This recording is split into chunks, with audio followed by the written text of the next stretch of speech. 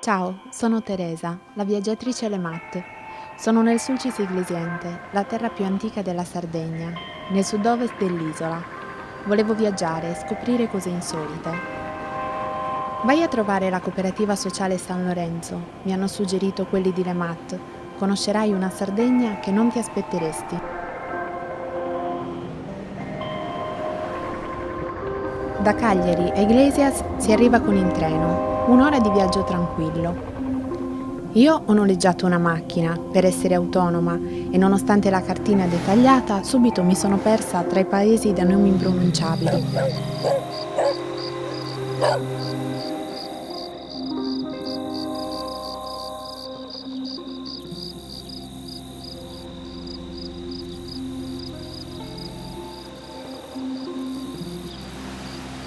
Strade vuote e silenziose. Un paesaggio luminoso, un po' misterioso, a tratti inquietante.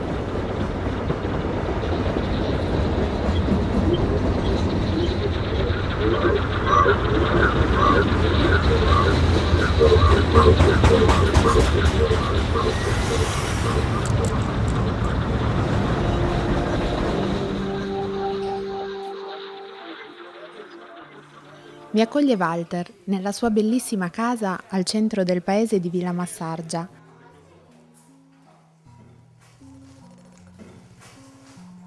Sono Walter Secci, qui ci troviamo nella mia nuova casa di terra. E mi si apre un mondo sconosciuto, quello della terra cruda. Walter mi racconta che, per una strana coincidenza, questa vecchia casa, fatta con i mattoni di terra cruda, gli piaceva fin da bambino e, quando qualche tempo fa gli si è presentata l'opportunità di comprarla, ha deciso di investirci per viverla lui e per accogliere ospiti in una casa di terra cruda.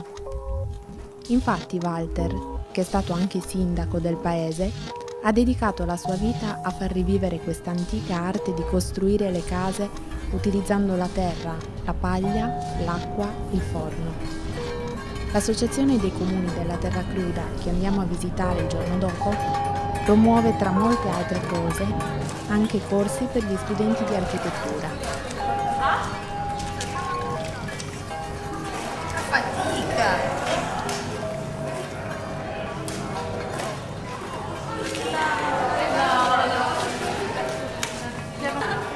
E poi Walter mi racconta dei futuri progetti e il giorno dopo vado finalmente a trovare la cooperativa San Lorenzo. Sulla strada mi colpiscono le immagini di Portovesme e delle miniere abbandonate, il delirio dello sviluppo industriale senza limiti. Da sempre gli uomini venuti da fuori per il Sulcis e per i suoi abitanti avevano previsto un lavoro duro, terribile. Estrazioni e invasioni senza ritegno, sul paesaggio ma anche sulle culture. Tutto questo deve cambiare, mi dice Giuseppe, presidente della cooperativa. Non dobbiamo solo creare nuovo lavoro, ma nuove culture. E così nel 2011 la San Lorenzo compra una fabbrica abbandonata dalla Rockwool.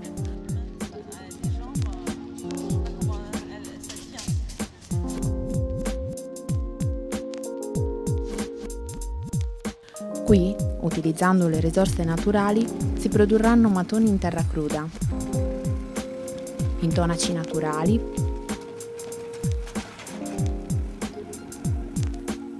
pannelli isolanti con la lana delle pecore, nuove culture. Man mano scopro la portata del progetto, una fabbrica Lemat, il paesaggio, le storie, le persone, le abilità e le ambizioni. Un nuovo ciclo produttivo per avviare e condividere uno sviluppo che includa tutti, anche i più deboli, con le macerie e i rifiuti lasciati dai predatori delle risorse. In fabbrica incontro Angelo, il capitano della Sara Quarta, una motonave sequestrata al narcotraffico e affidata alla cooperativa affinché ne faccia un buon uso sociale. Nel porto di Sant'Antioco il capitano si presenta Ciao, sono Angelo, il comandante della Sara Quarta. Ci troviamo a Sant'Antioco. E mi racconta. La costa sud-ovest La nave, della Sardegna. seppur di lusso, era distrutta e l'hanno curata rendendola accessibile anche a chi usa la sedia a rotelle e per chi, pur vivendo in un'isola, non ha l'opportunità di andare sul mare.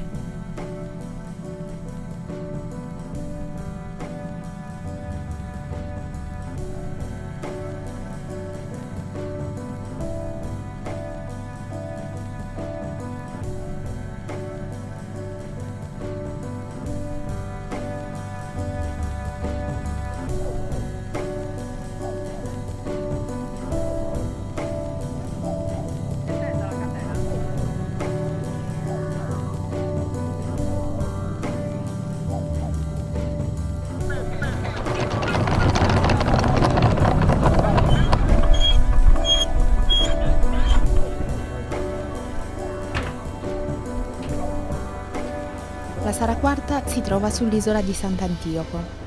Angelo è un pescatore di professione e ora dedica la sua grande passione per il mare al progetto della cooperativa San Lorenzo. E in più noi, visto che nel territorio nessuna barca fa questo servizio, offriamo la pesca sportiva per tutti. Qui tutti possono imparare a pescare, a conoscere il mare e le sue correnti. Sulla Sara Quarta si sta davvero bene. Incontro anche Alessandro, che il giorno dopo mi accompagna in montagna. Nel bel mezzo della foresta saliamo lungo la vecchia cantoniera del Marganai, dal villaggio minerario di San Benedetto, tra caprette, maiali, pecore e cavalli, prati e pietre.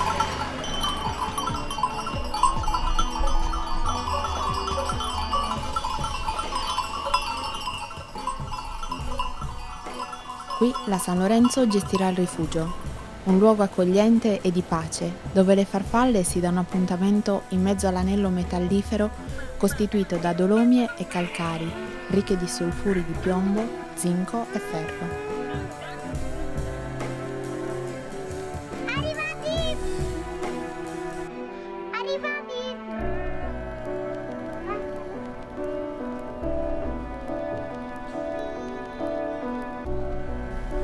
Salve, sono Alessandro, sono la guida escursionistica della foresta del Marganai.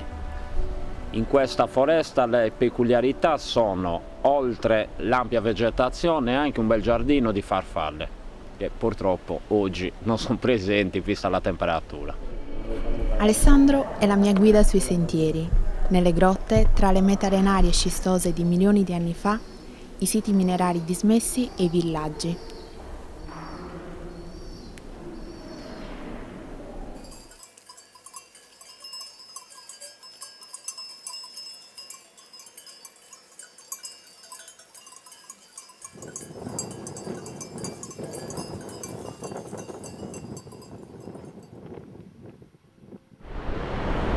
Da Flumini Maggiore scendiamo a Buggerro, un mare stupendo, cristallino, spiagge bellissime, rocce che raccontano storie. E poi Masua. Qui si fronteggiano le vecchie e ormai chiuse strutture minerarie di Porto Flavia e l'isolotto di Pan di Zucchero. Nei giorni successivi scopro il Basso Sulcis.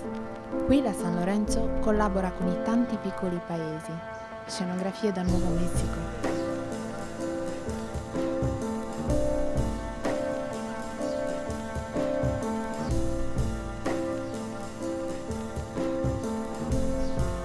Conosciamo Tratalias con la sua storia di trasferimento legata al bacino artificiale di Monteprano.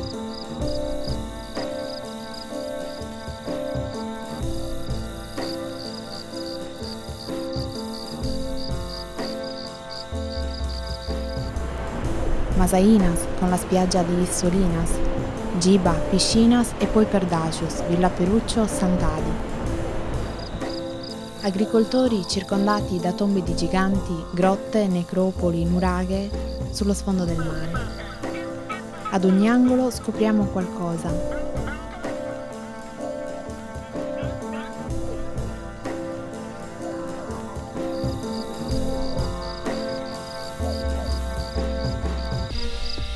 Ad Islocis Santus ritroviamo la terra cruda.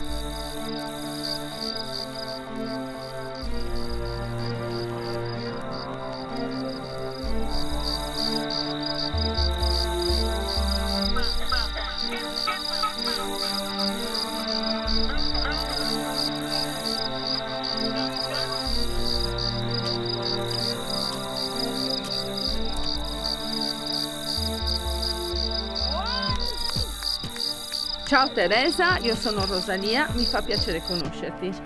Ciao Teresa, io sono Luca e non vedo l'ora di incontrarti. Ciao Teresa, anch'io sono Luca, non vedo l'ora di presentarti il nostro territorio. Ciao Teresa, io sono Andrea, non vedo l'ora. Mi raccontano le piccole storie dei paesi, il lavoro che non c'è, la campagna che non rende, ma il pane si fa. Fa così e si estrae il pane. E quando ci conosciamo un po' meglio, andiamo a trovare anche la nonna di Luca.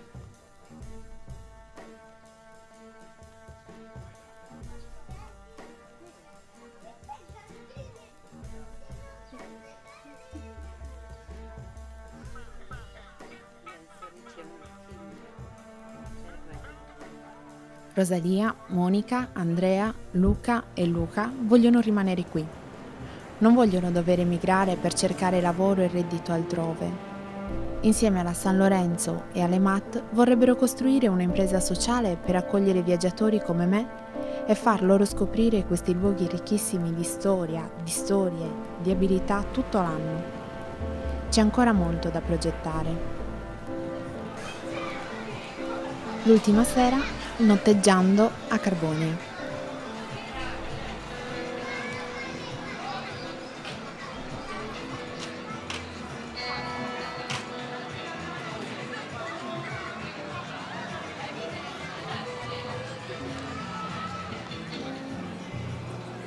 Dopo 15 giorni pieni di scoperte e di nuove amicizie, sono innamorata.